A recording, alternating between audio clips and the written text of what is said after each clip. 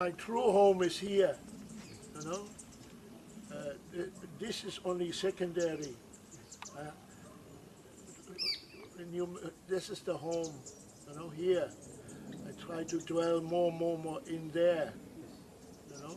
My mountain is here, my lake is here, and my cave is here. So my forest is in me, you know.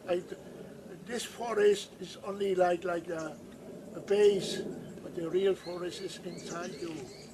Huh? So like the world, when you say I want to go my home, I understand it's your world, you know. You're also maybe more inside. Huh? Understand? Uh, you see, when you forgot to make yourself to a temple, the temple outside are only secondary. The only samud we call like conceptual, you know. They are only a means, not an end in itself. This is the greatest true end, you know, because when when you have the temple inside, you can transcend the world. But the temples sometimes outside, they only like separate the people. They separate the people, not unite. But the temple inside, they unite. Naturally, when you have like the temple inside, you find unity everywhere. But when you are thinking of the temple outside, you find this and that and many things and division, you know. So we should never forget that the Buddha is in our mind, the Dhamma should be in our heart, and the Sangha should be our body, you know. So the true forest should be like solitude and forest and simplicity should be in your mind. Huh? Greatness and openness should be in your heart. And simplicity and naturalness should be with your body.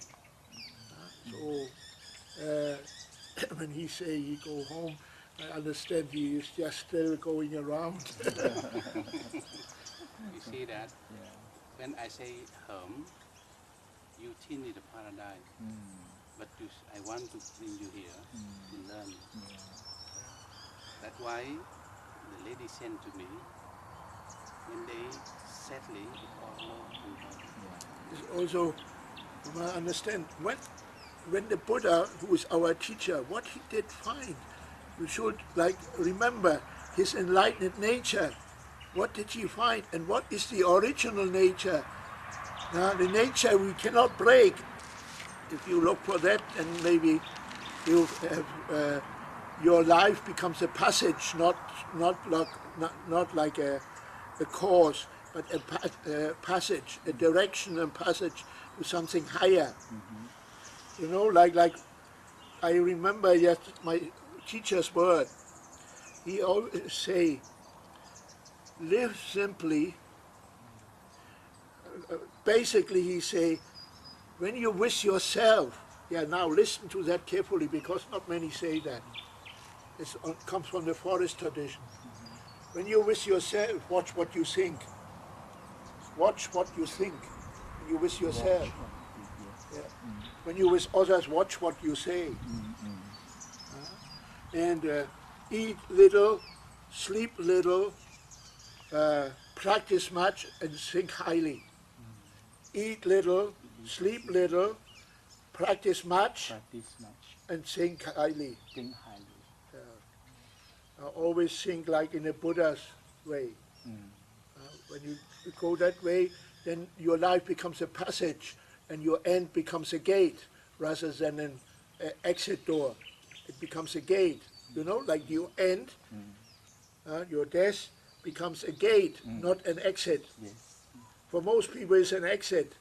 You know, but when you have the Dhamma, then it becomes a gate. Not many people tell you that. I went to camp and became the fellow. Oh, yes, you're very old man now. Very old and Sick. He lost a lot of memory.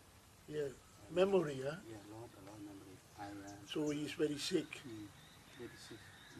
Because he lived in Wyman Ferry there after Kandy Fellow left. Yeah. So where the Wyman Ferry, where the before we want come in and the lay people in control, they ask for the to pay for something like that before here there. And even they request me to there, but when they think about that, cannot because we are Sangha. Yeah, they not look after that place very well. It's very poor. It is like during Kandy Paolo's time, he did a great job. After he left there, it became more difficult and more neglected. After Kandy Fellow left, yeah, back over there, he stayed there. How many years you there? 2 years. Because Longest. No one stayed after that as long. There. this time, Because no support. No. this time when I come back, the Sangha meeting, and I bring out some people. He asked me to go to join in the meeting. I said no, because you should become a chairman of Sangha. You cannot be another. But you don't want that. You want to live like this.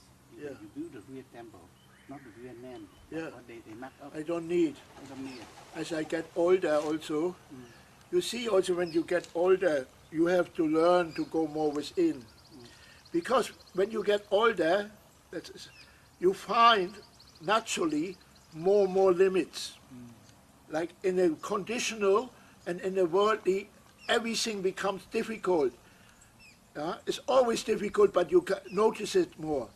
You know, it's always difficult. It's always like a dukkha, unsatisfactory, but you notice it more clearly and deeper.